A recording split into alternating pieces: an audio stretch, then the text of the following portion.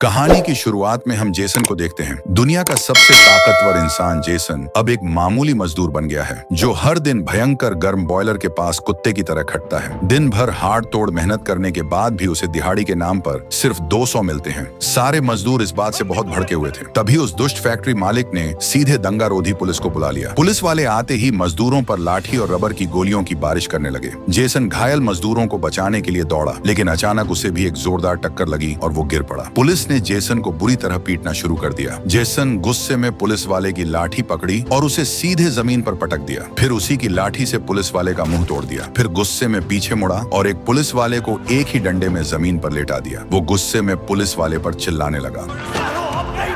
रात को काम खत्म करने के बाद जेसन अपने घर लौट आया। भले ही उसका काम थका देने वाला था, लेकिन उसका एक छोटा सा और बहुत प्यारा परिवार था। उसकी पत्नी जवान और बेहद खूबसूरत थी, जिसने उसे एक प्यारी सी बच्ची दी थी। पालने में खेलती अपनी बच्ची को देखकर जेसन को लगता था कि उसे दुनिया की सारी खुशियां मिल गई हैं। लेकिन उसी रात उसकी ये खुशियां हमेशा के लिए छिनने वाली थी। उस वक्त जेसन बस नहाकर निकला ही था और अपनी पत्नी के साथ खाना खाने जाने वाला था। अचानक उसने देखा कि उसकी पत्नी जमीन पर गिरी पड़ी है। वो घबरा कर हालात देखने ही वाला था कि तभी जब जेसन को होश आया तो उसने देखा कि उसकी पत्नी मर चुकी है और पुलिस वालों ने उस पर बंदूकें तान रखी हैं। जेसन के हाथ में खून से सना हुआ चाकू था, इसलिए पुलिस वालों ने सीधा मान लिया कि उसी ने अपनी पत्नी का खून किया है। इस तरह बेचारे जेसन को अपनी ही पत्नी के कत्ल के झूठे इल्जाम में फंसा दिया गया और उसे टर्मिनल आइलैंड की खूंखार जेल में भेज दिया गया। जेल में आते ही उस पर बर्फ जैसा ठंडा पानी फेंका गया, उसकी जमकर कुटाई हुई और घावों पर सफेद पाउडर छिड़क कर उसे एक नया कैदी बना दिया गया। जेसन को जिस सेल में रखा गया,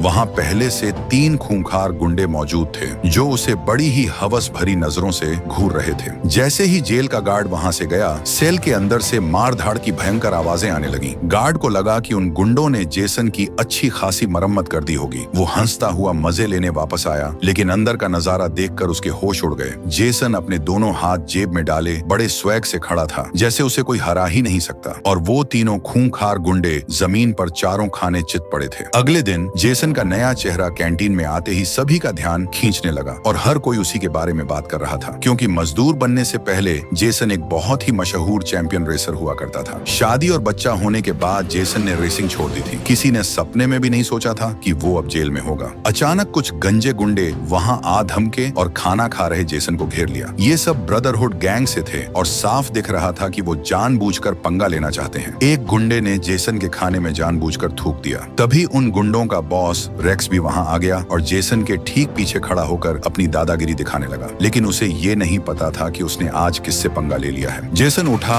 और खाने की प्लेट से सीधा उसका मुंह तोड़ दिया। फिर एक और गुंडा आगे बढ़ा और जेसन ने उसका भी काम तमाम कर दिया। तभी एक गुंडे ने एक जोरदार घूंसा जड़ दिया। जेसन गुस्से में आ गया और प्लेट से उसका पैर ही तोड़ दिया। इस भारी बवाल के बाद जेसन को ग्रेस के सामने पेश किया गया। ये सुनहरे बालों वाली ग्रेस बहुत ही क्रूर और जालिम थी। कोई भी बात उसे पसंद न आए तो वो कैदियों को डंडों से मरवाती थी। लेकिन ग्रेस को जेसन का रेसिंग का तगड़ा अनुभव और उसका शानदार रिकॉर्ड पता था, इसलिए वो चाहती थी कि जेसन टर्मिनल आइलैंड पर होने वाली डेथ रेस में हिस्सा ले। दरअसल टर्मिनल आइलैंड जेल पैसा कमाने के लिए डेथ रेस का लाइव टेलीकास्ट करवाती थी। रेस जितनी खूनी होती, टीवी पर उसकी टीआरपी उतनी ही ज्यादा आती। पिछली रेस में सबसे ज्यादा पसंद किया जाने वाला रेसर एक नकाबपोश कैदी था, लेकिन पिछली 2 रेस में उसके सबसे बड़े दुश्मन विक्टर ने बिना कोई नियम माने उस पर तोप का गोला दाग दिया और उसे हवा में उड़ा दिया। उसके मरने से रेस की टीआरपी एकदम धड़ाम से गिर गई थी। इसलिए ग्रेस चाहती थी कि जेसन वो नकाब पहनकर उसके रूप में रेस लड़े और गिरी हुई टीआरपी को वापस लाए। जेसन को मनाने के लिए ग्रेस ने एक बहुत बड़ा लालच दिया। उसने कहा कि अगर जेसन 5 रेस जीत जाएगा तो उसे हमेशा के लिए जेल से आजाद कर दिया जाएगा। अपनी प्यारी बच्ची की याद में तड़प रहे जेसन के पास और कोई चारा नहीं था। उसे मजबूरी में हाँ कहना ही पड़ा। जेसन को गाड़ियों के वर्कशॉप में ले जाया गया और उस पुराने नकाबपोश रेसर की टीम को सौंप दिया गया। इस टीम का लीडर बहुत ही पुराना और तगड़ा मैकेनिक था, जिसे सब कोच बुलाते थे। टीम के बाकी लोग भी अच्छे थे। उन्होंने जेसन को उसकी खूंखार रेसिंग कार दिखाई। ये कार एक फोर्ड मस्टैंग A80 को मॉडिफाई करके बनाई गई थी। इसमें V8 इंजन लगा था, जो 850 हॉर्स पावर की भयंकर ताकत और 700 पाउंड का टॉर्क पैदा करता था। इन सब चीजों के अलावा कोच ने इसमें अपने कुछ खास जुगाड़ भी लगाए थे। कार के चारों तरफ 0.75 इंच की बुलेट प्रूफ लोहे की प्लेट लगी थी। पीछे की तरफ 6 इंच मोटी लोहे की ढाल थी, जिसे कोच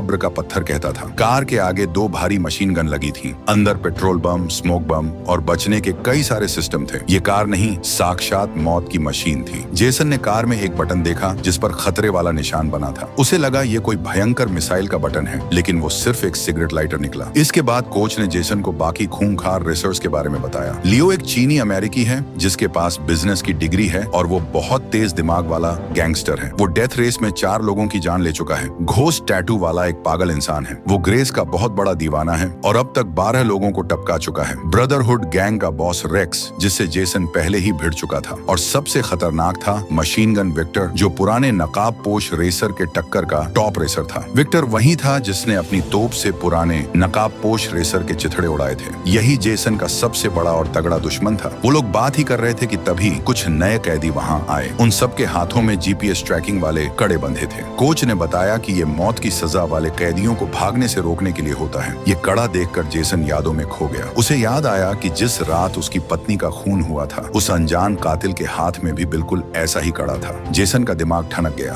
क्या उसकी पत्नी का कत्ल और उसका जेल में आकर रेस में हिस्सा लेना पहले से ही तय था? जेसन ने कसम खाई कि वो इस पूरे रात से पर्दा उठाकर रहेगा। जल्द ही रेस का दिन आ गया। जेसन ने अपना नकाब पहना और लोगों के धक्के के साथ गाड़ी में बैठ गया। तभी वहां एक बस आई जिसमें से कई सारी बेहद हॉट लड़कियां उतरी। इन्हें महिला जेल से चुना गया था ताकि ये रेसर्स की नेविगेटर बन सके। जेसन की नेविगेटर तो और भी ज्यादा कातिलाना थी, जिसे देखकर किसी के भी पसीने छूट जाएं। उसका नाम लिली था और वो भी इस नकाब पोश के बदलने का राज जानती थी। जब कार की खिड़कियां बंद हुई तो जेसन ने अपना नकाब उतार दिया। लिली ये देखकर एकदम भौचक्की रह गई। ये गंजा इंसान तो बहुत ही हैंडसम था। इसी बीच टीवी पर डेथ रेस का लाइव ब्रॉडकास्ट शुरू हो गया। नकाब पोश रेसर की वापसी के कारण ऑनलाइन देखने वालों की भीड़ उमड़ पड़ी और सारे पुराने रिकॉर्ड टूट गए। ग्रेस खुशी से पागल हो रही थी। लग रहा था कि उसकी चाल एकदम फिट बैठ गई है। फिर रेस असली में शुरू हो गई। बत्तियां जलते ही सारी गाड़ियां हवा में उड़ने लगी। पहले चक्कर में हथियारों का इस्तेमाल नहीं हो सकता था। सबको बस अपनी रफ्तार दिखानी थी। सभी गाड़ियां जेसन की कार को टक्कर मारने लगी। किस्मत से लिली को रेस ट्रैक का चप्पा चप्पा मालूम था। उसने जेसन को बैरिकेड्स पार करके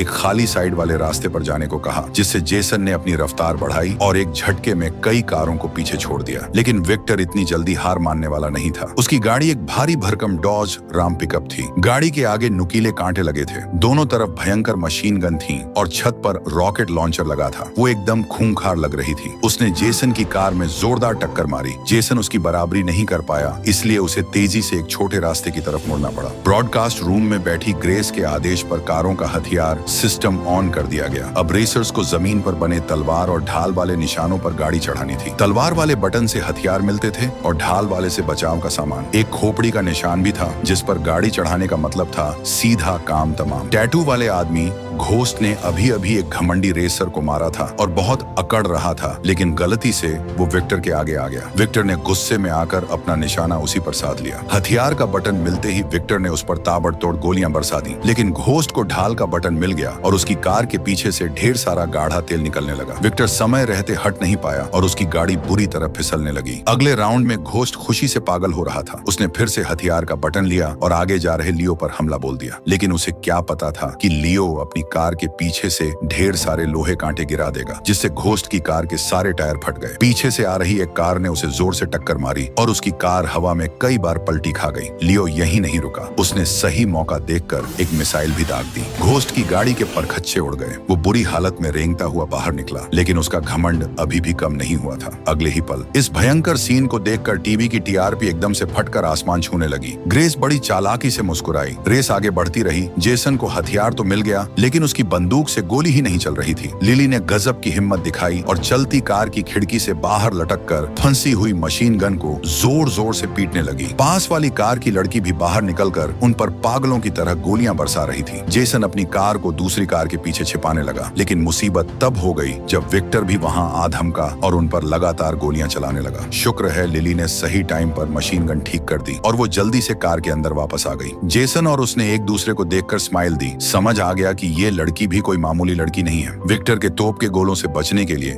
जेसन ने डिफेंस बटन ले लिया, लेकिन अजीब बात यह थी कि कार में बचाव के लिए रखा हुआ तेल और बाकी सिस्टम काम ही नहीं कर रहा था। ऐसा लग रहा था कि ये कोई इत्तेफाक नहीं है। बाकी रेसर्स भी ये बात समझ गए। उन्होंने विक्टर को धक्का देकर रास्ते से हटाया और जेसन पर हमला कर दिया ताकि उसे खत्म कर सके। जेसन की कार का पिछला हिस्सा मार खा कर लगभग टूट चुका था। मेरे गोद में बैठ जाओ। क्या? लिली को लगा कि जेसन मरने से पहले मजे लेना चाहता है, लेकिन जेसन की नीयत खराब नहीं थी। उसने तो बस कार में लगा हुआ पेट्रोल बम बाहर फेंका था। इस तरह जेसन ने बड़ी चालाकी से अपने दुश्मन का काम तमाम कर दिया। ग्रेस जेसन के इस काम से बहुत खुश थी। इसके बाद जेसन ने गाड़ी की रफ्तार बढ़ाई और एक कार का पीछा करने लगा। उस कार में ब्रदरहुड गैंग का बॉस रेक्स था। उसने जेसन की तरफ हाथ से एक ऐसा इशारा किया जिससे जेसन को बाहर से आए उस कातिल की याद आ गई। जेसन का ध्यान जैसे ही भटका, विक्टर ने उसे जोरदार टक्कर मारकर रेस से बाहर कर दिया। इसीलिए जेसन ये रेस हार गया और छठे नंबर पर रहा। रेस खत्म होने के बाद जब जेसन कार को वापस वर्कशॉप लाया तो कोच ने कार चेक की। उसने देखा कि कार में बचाव वाला तेल एकदम फुल भरा हुआ था। फिर रेस के टाइम वो काम क्यों नहीं किया? जब सब लोग जोर लगाकर इस बारे में सोच रहे थे तो दूसरी तरफ जेसन को पूरी बात समझ आ गई थी। उसे झूठे इल्जाम में फंसाने का काम पक्का उसी ग्रेस का है। उसी ने जेसन की पत्नी को मरवाया और इल्जाम उस पर डाल दिया, सिर्फ इसलिए ताकि जेसन इस डेथ रेस में हिस्सा ले सके। जब ग्रेस ने जेसन को अगली रेस के लिए बुलाया तो जेसन ने साफ मना कर दिया, लेकिन वो चुड़ैल बहुत तेज निकली। उसने जेसन की बेटी की फोटो निकालकर सामने रख दी। इस समय उसकी बेटी को किसी ने गोद ले लिया था और सिर्फ ग्रेस को उसकी बेटी का पता मालूम था।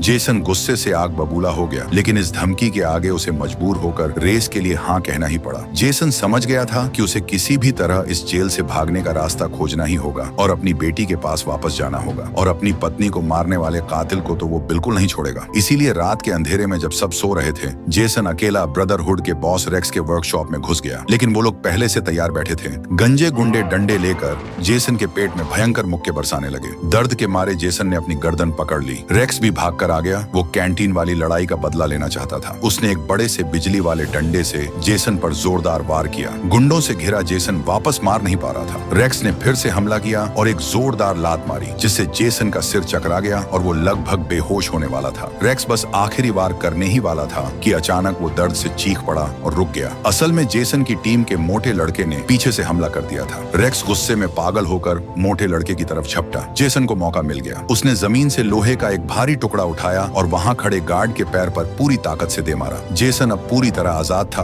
और उसने अपने हाथ पैर खोल लिए। उसने जमीन पर पड़ा लाल रंग का फायर एक्सटिंग्विशर उठाया और एक ही झटके में एक गुंडे का सिर फोड़ दिया। जेसन के हाथ में सिलेंडर देखकर छोटे गुंडे पीछे हटने लगे। जेसन ने एक गुंडे को दीवार से सटाया और ऐसा जोरदार राइट हुक मारा कि उसका चेहरा खून से नहा गया। जेसन उसे छोड़ना नहीं चाहता था। वो गुंडे की तरफ तेजी से झपटा। जेसन ने फिर से एक जोरदार वार किया और लगातार हमले करता रहा। उसके बाद एक तगड़ी साइड किक भी मारी। जेसन ने देखा कि छोटा गुंडा उड़कर दूर जा गिरा है। छोटे गुंडे को आखिरकार डर लग गया था। जेसन साक्षात यमराज लग रहा था। उसने वर्कशॉप का एक भारी टूल बॉक्स उठाया और छोटे गुंडे की पीठ पर दे मारा। इससे तो उसकी सारी हड्डियां ही सीधी हो गई होंगी। जेसन अभी भी उसे बख्शने के मूड में नहीं था। उसने उसकी सस्ती बनियान पकड़ी, उसे हवा में उठाया और दूर फेंक दिया, जिससे वो पास के लोहे के रैक पर जा गिरा। इसके बाद उसने गुंडे को बाहर खींचा और उस पर आखिरी वार करने के लिए तैयार हो गया। छोटे गुंडे ने हार मान ली और सारा सच उगल दिया। जेसन का शक एकदम सही था। ग्रेस ने ही उसे ये सब करने का हुक्म दिया था। जेसन को सच तो पता चल गया था, लेकिन वो उसे ऐसे ही छोड़ने वाला नहीं था। वो बस वार करने ही वाला था कि पीछे से एक गार्ड ने स्टन गन चला दी और जेसन वहीं बेहोश हो गया। बाद में जेसन को वापस उसकी काल कोठरी में डाल दिया गया ताकि वो दूसरी रेस की तैयारी कर सके। जैसे ही लाइट जली, सारी गाड़ियां तेजी से निकल गईं, लेकिन जेसन की गाड़ी अपनी जगह से हिली तक नहीं। जब सब काफी आगे निकल गए, तब जेसन ने धीरे धीरे गाड़ी आगे बढ़ाई। दूर खड़े कोच को कुछ समझ नहीं आ रहा था कि ये क्या हो रहा है। असल में जेसन ये सब अपनी बगल में बैठी लिली के लिए कर रहा था। उसने गाड़ी को एक कारखाने में घुसा दिया। उसने लिली की सीट का इजेक्शन लीवर जोर से पकड़ लिया और उसे सच बोलने के लिए धमकाया। पिछली रेस में उसकी गाड़ी के सिस्टम काम क्यों नहीं कर रहे थे? क्या इसमें लिली का हाथ था? लिली पहले तो मानना नहीं चाहती थी, लेकिन जान को खतरे में देखकर उसने सच उगल दिया। उसने माना कि ये सब उसी ने किया था, लेकिन ग्रेस की धमकी की वजह से। ग्रेस का मकसद था कि जेसन रेस हार जाए ताकि वो जेल में ही रहे और जिंदगी भर उनके लिए रेस लड़ता रहे। सच जानने के बाद जेसन ने गाड़ी की पूरी रफ्तार बढ़ा दी। उसने नाइट्रस बूस्टर चालू किया और गाड़ी एकदम रॉकेट की तरह पलक झपकते ही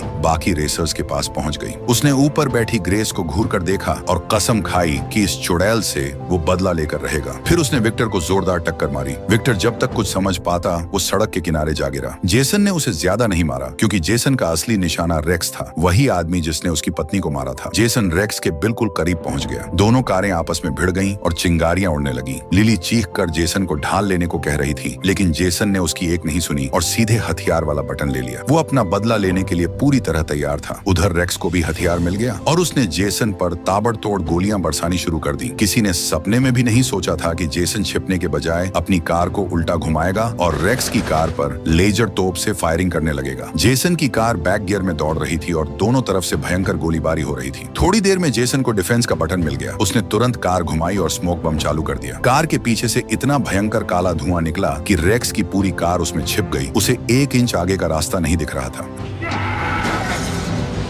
रेक्स की कार पलटने के बाद जेसन भी रुक गया और बाकी सबको अपने से आगे निकलने दिया। जैसे ही रेक्स अपनी टूटी हुई कार से रेंगकर बाहर निकला, जेसन ने अपनी कार पीछे की। उसने वापस अपना नकाब पहना, लिली के मना करने पर भी कार से बाहर निकला और सीधा रेक्स के पीछे जा खड़ा हुआ। जेसन ने अपने नंगे हाथों से उसकी गर्दन मरोड़ दी। ये सीधा सीधा ग्रेस को एक खुली चुनौती थी। ग्रेस कैमरे पर यह सब देखकर जल भुन गई, लेकिन वो उसका कुछ नहीं बिगाड़ सकती थी। इसलिए उसने रेस को और खतरनाक बनाने के लिए अपना सबसे खौफनाक हथियार मैदान में उतारने का हुक्म दे दिया। हुक्म मिलते ही एक बहुत ही विशाल और खूंखार ट्रक, जिसे बड़ा राक्षस ट्रक ड्रेडनॉट कहते थे, मैदान में आ गया। ये बड़ा ट्रक भारी भरकम तोपों और मिसाइलों से भरा हुआ था। इसकी छत पर लगी तोपों ने अंधाधुंध फायरिंग शुरू कर दी। पूरे रेस ट्रैक पर आग ही आग फैल गई और हर तरफ भयंकर धमाके होने लगे। कई रेसिंग कारों के तो परखच्चे उड़ गए। ये विशाल ट्रक तो सीधे जेसन के पीछे पड़ गया और उस पर पागलों की तरह हमले करने लगा। साथ ही दोनों तरफ से आग भी उगलने लगा। लियो गलती से इस ट्रक के साइड में आ गया। ट्रक के बड़े टायरों में से लोहे के कांटे निकले और लियो की कार में घुस गए। लियो के बगल में बैठी खूबसूरत लड़की पीसकर चटनी बन गई। फिर इस राक्षस ट्रक के पीछे से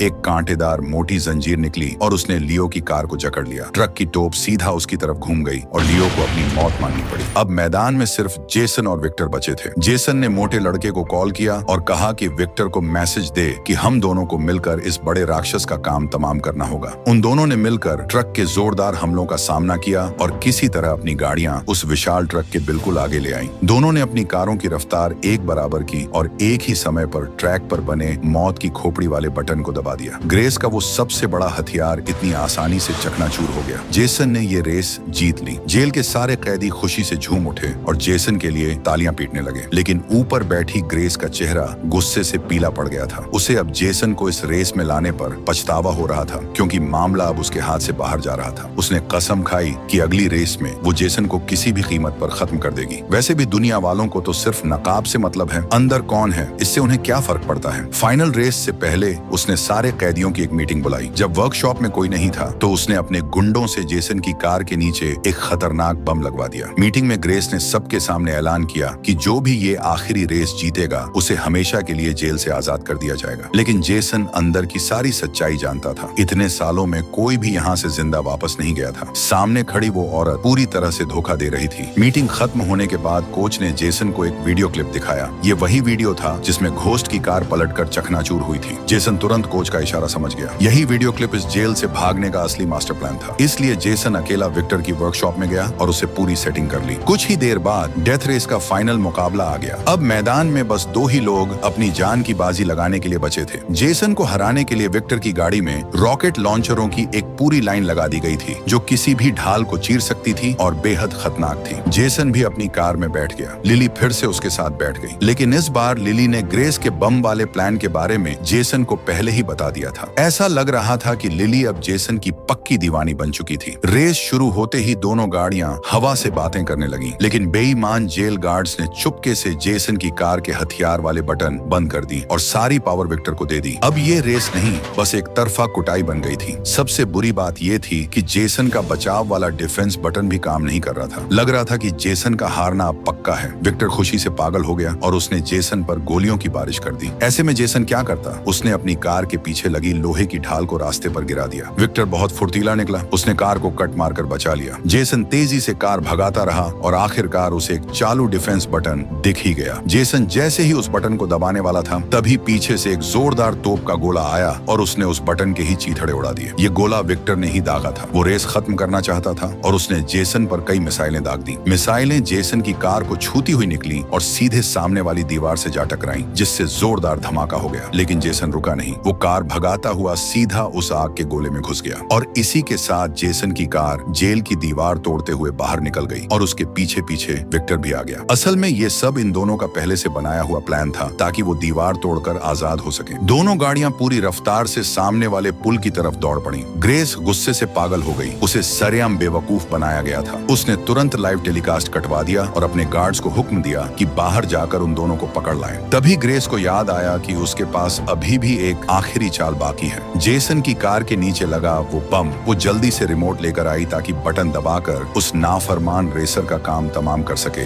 कोई बहुत गुस्से में होगा इस वक्त। मेरी गाड़ी से कोई पंगा नहीं ले सकता। असल में कोच ने बहुत पहले ही उस बम को बदलकर दूसरा लगा दिया था। ग्रेस का गुस्सा 7वें आसमान पर पहुंच गया और उसने हेलीकॉप्टर बुलाने का आदेश दिया। इधर दोनों गाड़ियों के पीछे दर्जनों पुलिस की गाड़ियां लगी हुई थी। लिली डर गई कि अब वो लोग कैसे बचेंगे, लेकिन जेसन को पूरा भरोसा था। उसने लिली को सामने वाला लीवर खींचने को कहा। दरअसल जेसन ने भागने में आसानी के लिए बहुत पहले ही कार में 5 किलो का पेट्रोल बम सेट कर दिया था। इस तरह दोनों कारों ने बड़ी आसानी से पुलिस की सारी नाकेबंदी तोड़ दी। सुरक्षित जगह पर पहुंचने के बाद जेसन और विक्टर ने एक दूसरे को अलविदा कहा और दोनों अलग अलग भागने लगे। हालात देखकर ग्रेस ने जेसन को पकड़ने का फैसला किया, लेकिन जेसन को पकड़ना इतना आसान नहीं था। उसने लिली की आंखों में देखा और कार से छलांग लगाकर गायब हो गया। लिली कार को भगाती रही। आसमान में उड़ रहे हेलीकॉप्टर से कुछ साफ नजर नहीं आ रहा था, इसीलिए वो उसी कार का पीछा करते रहे। लिली ने एक सुनसान जगह पर कार रोकी, अपना नकाब पहना और कार की छत पर चढ़ गई। पुलिस वालों ने तुरंत उसे चारों तरफ से घेर लिया। उन्हें क्या पता था कि असली Jason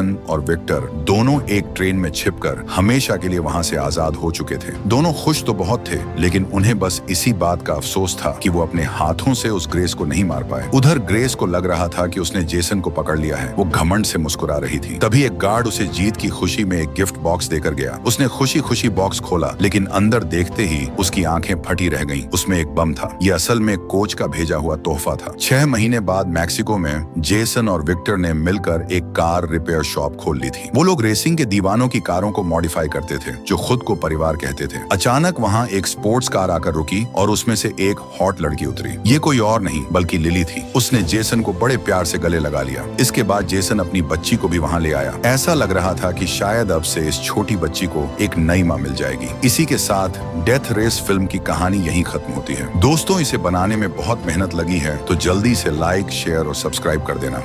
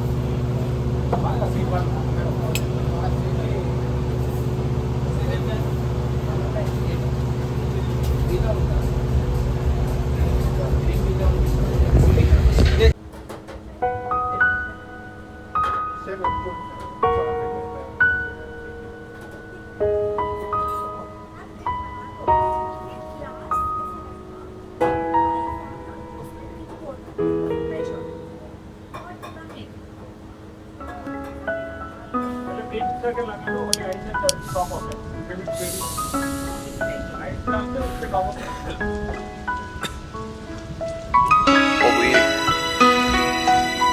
그렇게 갔다 오러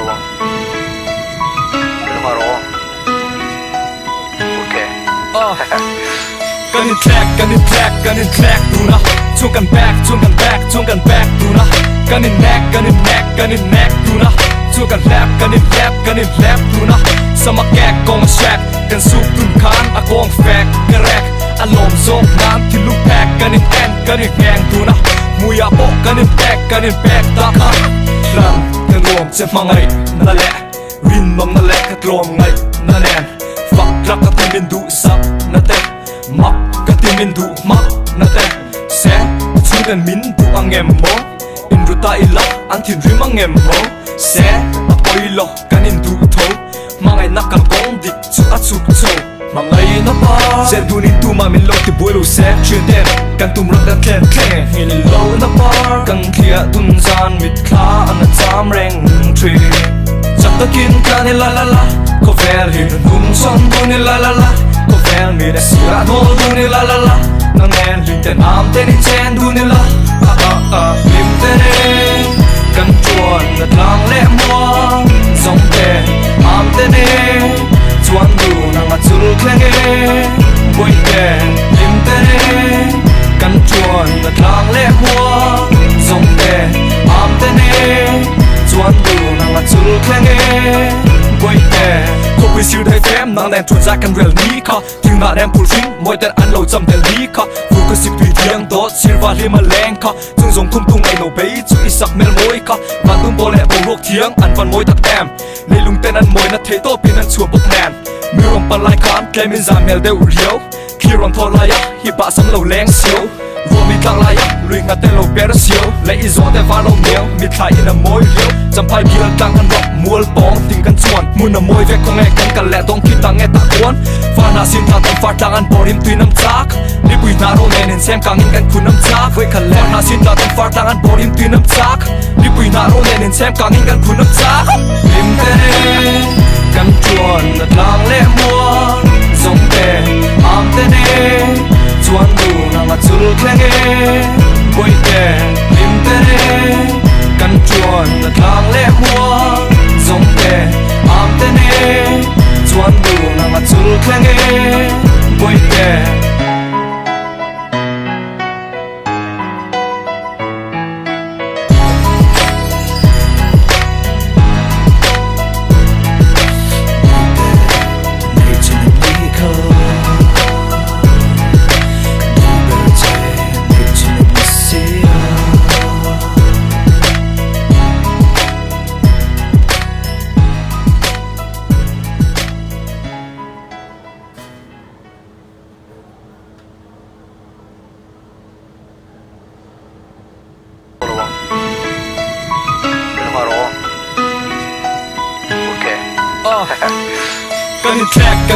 Gunning track tuna Chungกัน back chungกัน back tuna Gunning neck tuna Chungกัน lap tuna สมัครแกกกองแชกกันสุกตุนคานอากองแฟกกระแรกอารมณ์โซกน้ำที่ลูกแพกกันแอนกันแพงตูนะมูยาโปกันแบกตาคันรันกันรวมเจ็บมาไงนั่นแหละรินนมนั่นแหละกระตรวมไงนั่นแอนฝักรักกระติมินดูซับนั่นแต่มักกระติมินดูมักนั่นแต่แสชูกันมินดูอังเอ็มโมอินรุตาอิลักอันที่ริมังเอ็มโมแสอปอยโลกันอินดูโถMga nakal kong dik su at sukso Mga inapa Sen dunin tuma min lo ti buelo se Chuden Kan tumrak at ken ken Hinin lo na par Kan kia dun zan mit kla An at sam reng tri Chak ta kin ka ni la la la Ko vel hin dun son du ni la la la Ko vel mi da sira no du ni la la la Nang en lin ten am ten in chen du ni la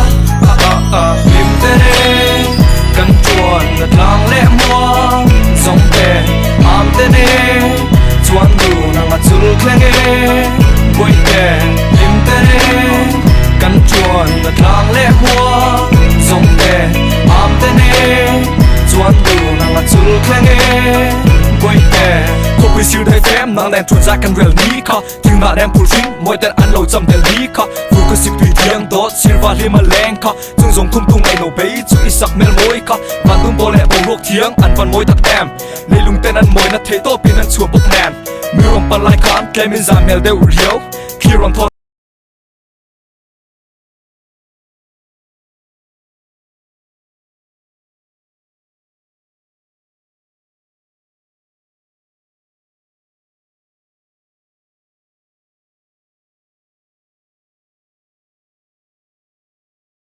Thanks for watching my video. Don't forget to subscribe my YouTube channel Bodo Chukara Vlogs. Thank you.